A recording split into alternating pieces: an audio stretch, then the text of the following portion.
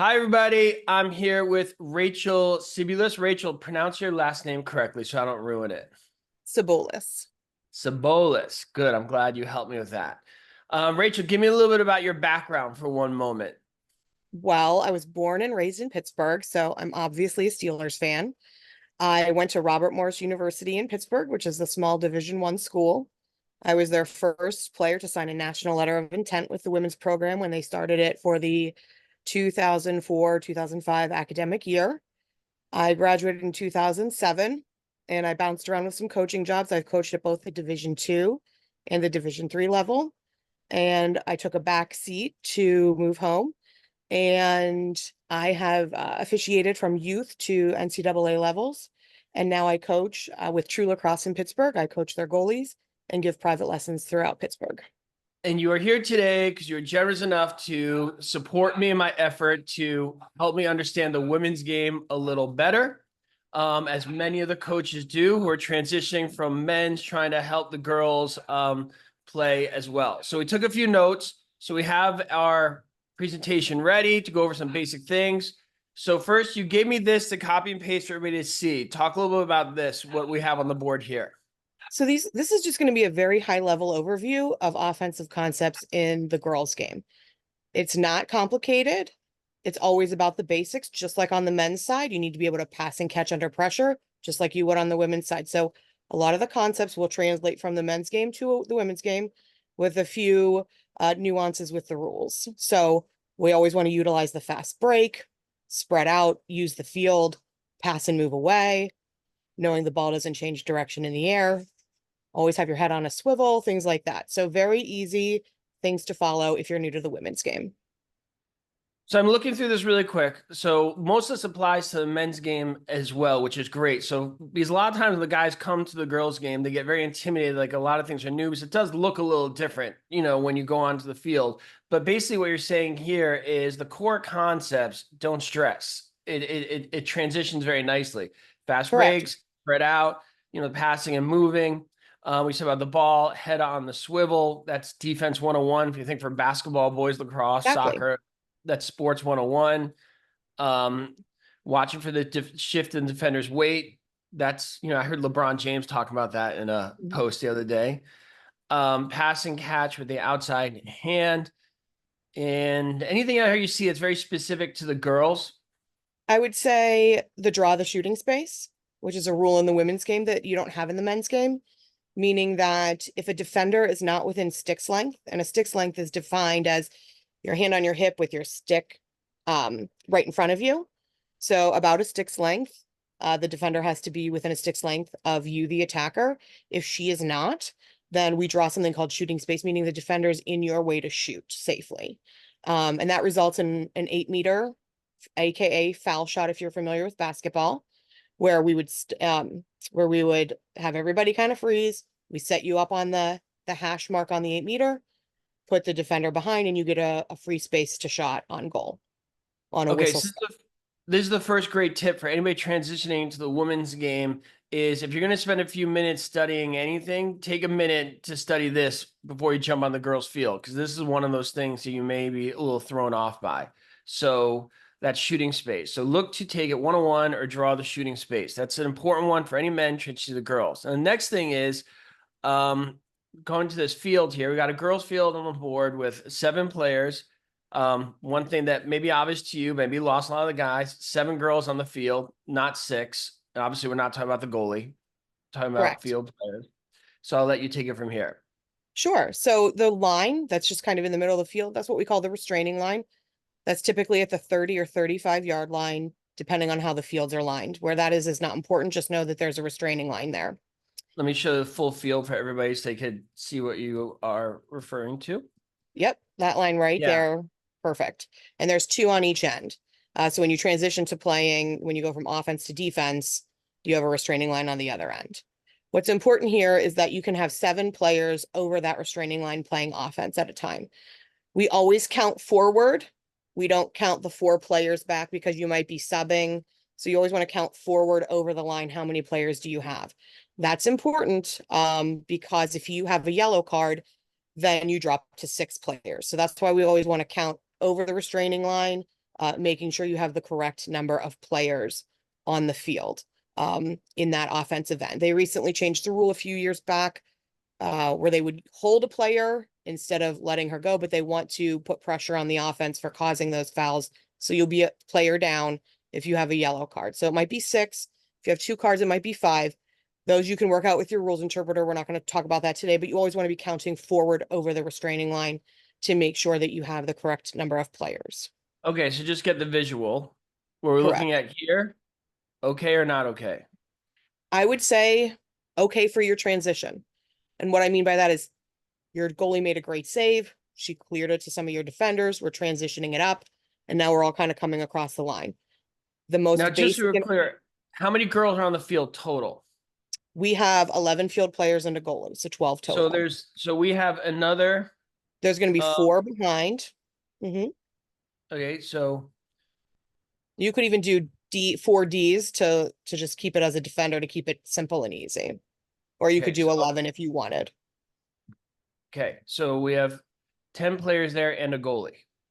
1 more field player. So, Got it. because it's 4 field players. And then you could Okay, just put a G there if you wanted to symbolize that we still have a goalie behind as well. okay, so we on defense or offense right now? We're on offense. That's what we're going to do, Okay, offensive concepts. let's go. Awesome. Okay. So what I like to do is with my younger kids, and if you have a younger team or you're new, I like to think of the concept of a minivan. We've got 2 up front, 2 in the middle, 3 in the back.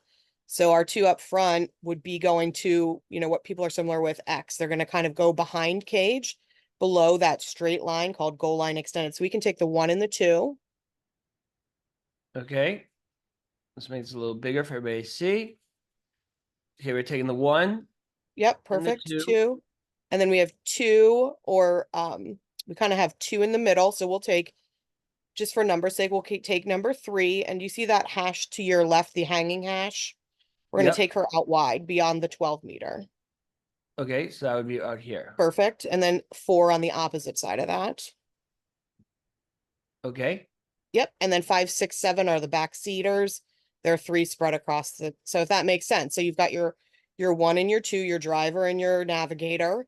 3 and 4 are in the middle, and then 5, 6, and 7 are your kids in the back seat. So sometimes, so it's really just spread out, but little kids understand. A lot of times they spend a lot of time in a minivan, so they kind of understand the minivan 2, 2, and 2. So you So have 2 so at X. just so my first impression, what this looks like to me in terms of I understand, I would call this a circle set or an open set in in Perfect. in, That in work. men's That lacrosse. Yep, And you that have to works as excuse me, well. I'm just trying to put this in the terminology No, and I've I'm over. glad you are because, like you mentioned, it can be similar in basketball. I mean, we'll be having 5 in basketball versus 7, 6 in men's and 7 in women's lacrosse. So whatever works to help translate it for you in your coaching brain is fine. Okay, great. Okay, so now what? So what I like to do if the fast break option isn't there, meaning we don't have anybody on a breakaway that's going to go to goal right away, like go ahead and get into a settled offense. And this is when we say settled offense, this is kind of what it looks like.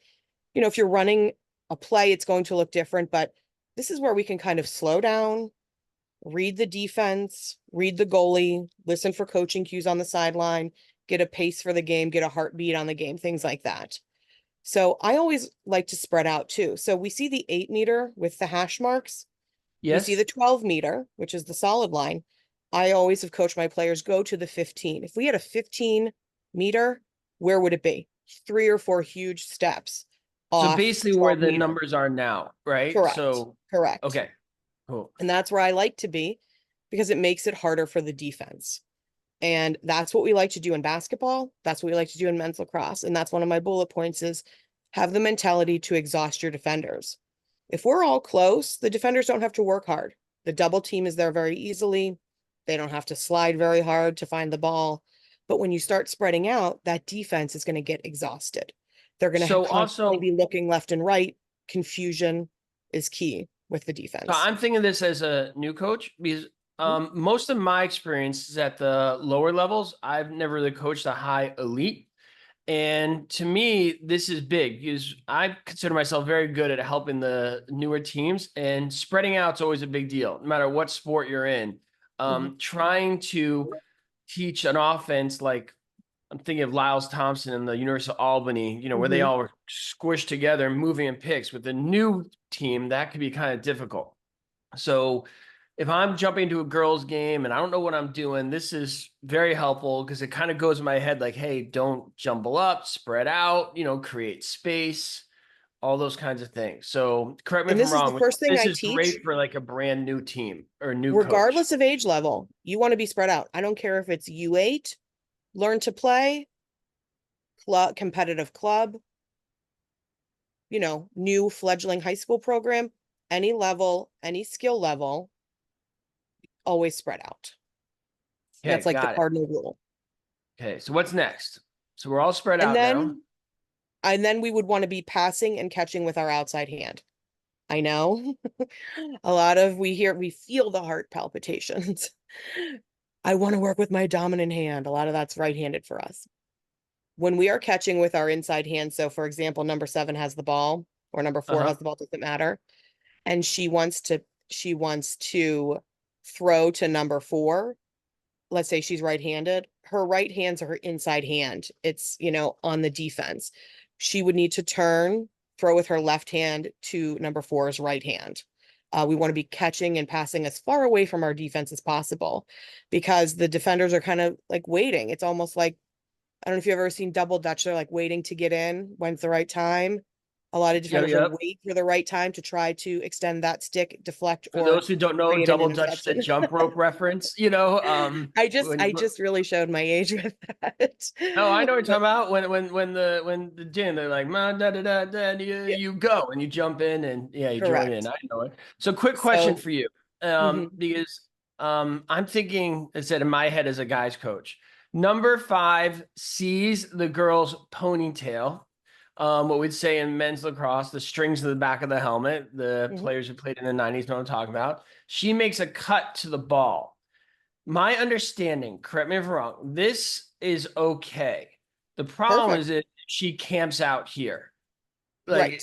Like and this is the big thing that threw me off when I coached the girls is because obviously I think in terms of crease man, she can't camp out here um like we would do. Am I Correct. help me out here? So where am I right? Where am I wrong? Like what's You're going on? correct. So we have Okay. something in the women's game called 3 seconds.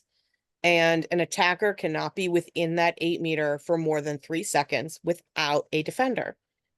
So she just can't plop in there and hang out. Now, if her defender follows her in there and she's standing there, totally fine. She could stay in there for 20 minutes as long as her defender's there.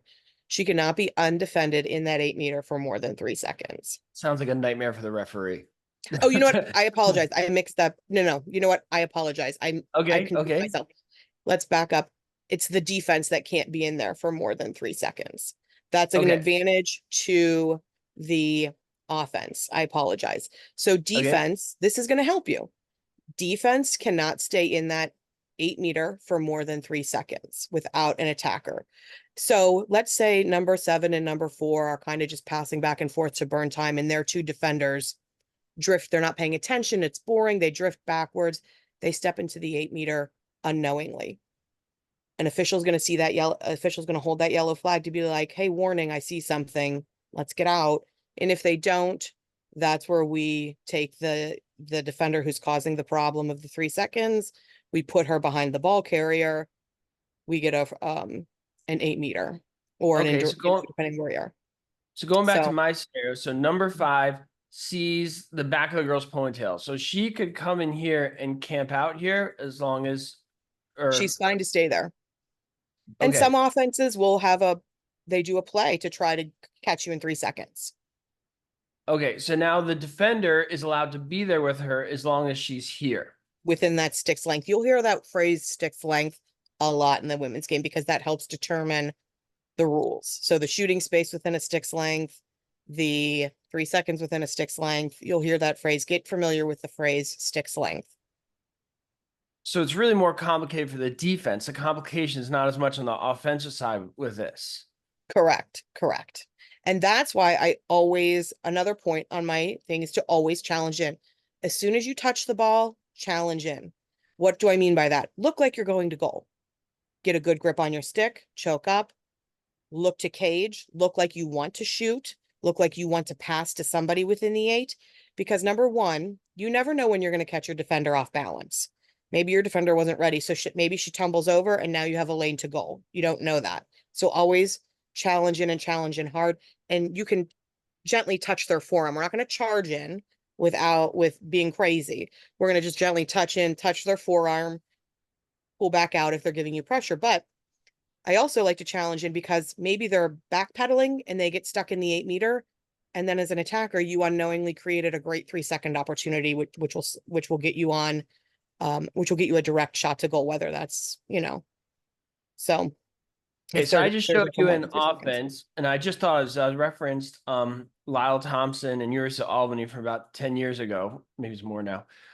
This was like a very common strategy. They had Mhm. two brilliant Sure. players from behind, and they had picks Yep. and all this, and they let their wizards do their magic from behind.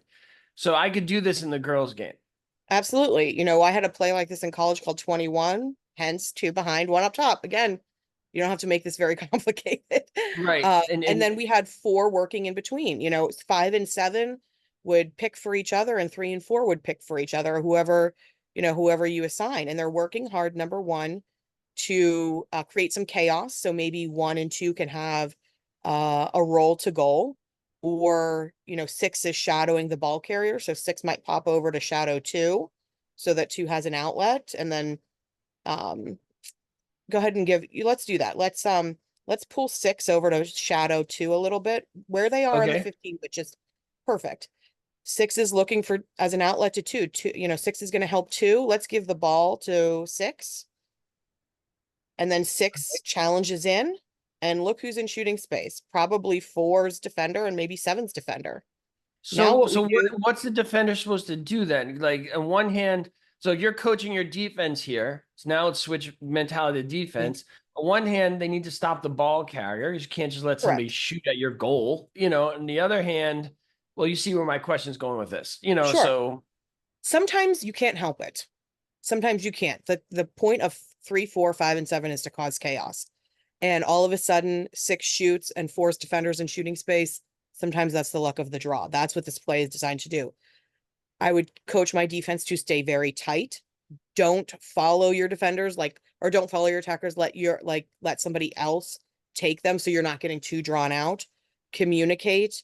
The goalie should be communicating as well with those 4 defenders, telling them what's going on, um, telling them where the ball is so that they can just focus on their attacker's hips. I always coach to look at the hips because that's when they want to change directions, hips are going to turn first, not shoulders, not eyes, not hands. It's going to be the hips first. So I teach my defenders to kind of look down at their hips and let the let the goalie tell them where the ball is. So sometimes shooting space just happens. Sometimes you're in an area with new referees who are going to call shooting space all the time. It's just, I think with the nuances with the women's game, we see rule changes every 2 years. You do have a tendency to see the officiating match that. so And you that's got to not just be to, you just have patient and to stick to the fundamentals. and just roll with it. So let's Um, pretend 4's yeah, defender yeah. got caught in shooting space. 4 is Okay. going to go directly behind 6, about 4 good steps, directly behind her. And then 3, 5, and 7 are going to give her a lane. So just kind of move them out of the way. Yep. And now 6 has a whistle start to goal. So now I guess by the way, this has been excellent. I appreciate it. We're going longer than I planned because I really enjoying this.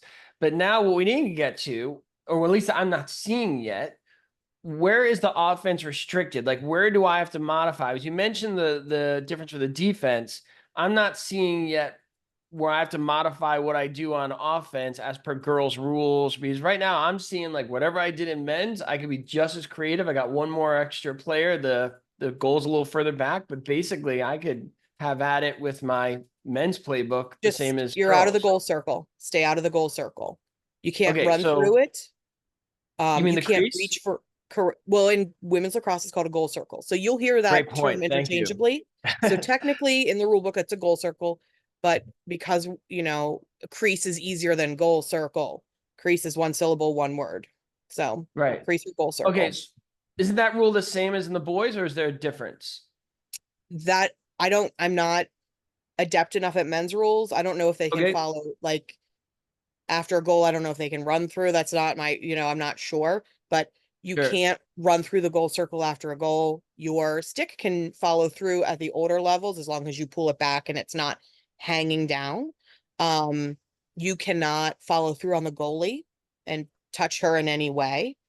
And you can't like look for a ground ball. Like, let's say the goalie makes a great save. You can't reach your stick in there. It's not a 50-50 ground ball. That's the goalie's ball. So just stay out of the goal circle as an attacker. So basically, from my understanding, this is like a great relief to me as a men's coach. Mhm. It's the same.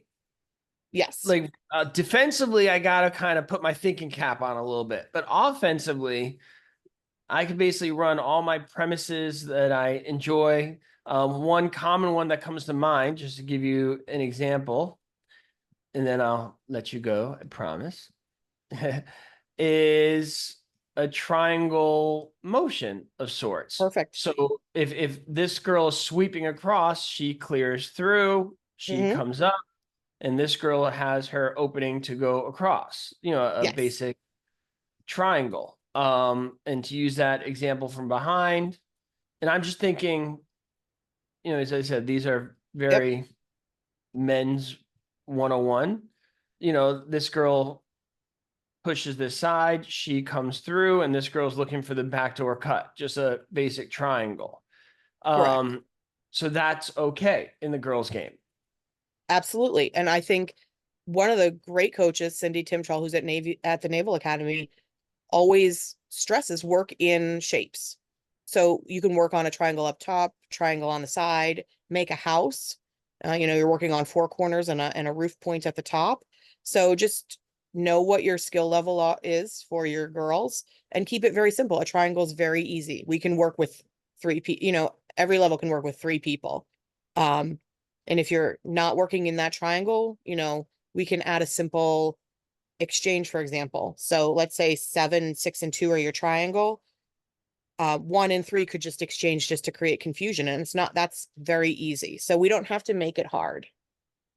So I want to end on this note, because I know you have another meeting, but this is fantastic. And the thing I want everybody to take from it is if you're a men's coach and your local girls team needs somebody, as a lot of people don't know lacrosse, will just go, oh, you coach lacrosse, coach the girls as well. And then that puts the guys in the position of like, don't be scared. You could do it. This is the same premise. I know it's happened to me. The community is not a big lacrosse community. So they were just like, well, lacrosse, you do that. And I was like, okay, but if I understand what you're talking about, that coach should embrace it, enjoy it, create that opportunity for the girls, give them a great coach who cares, and don't be scared by the X's and O's, do your best, I because this agree. premise on offense should not intimidate you, should not give you hesitation. These are all things you enjoy with the strategy and X's and O's and men's. You could apply to the women as well and enjoy it as well. And I think you hit the nail on the head with it's a small community. When I first started officiating in Pittsburgh, I drove 2 hours north to Erie for a game. And before, no one told us that the other team didn't have enough players.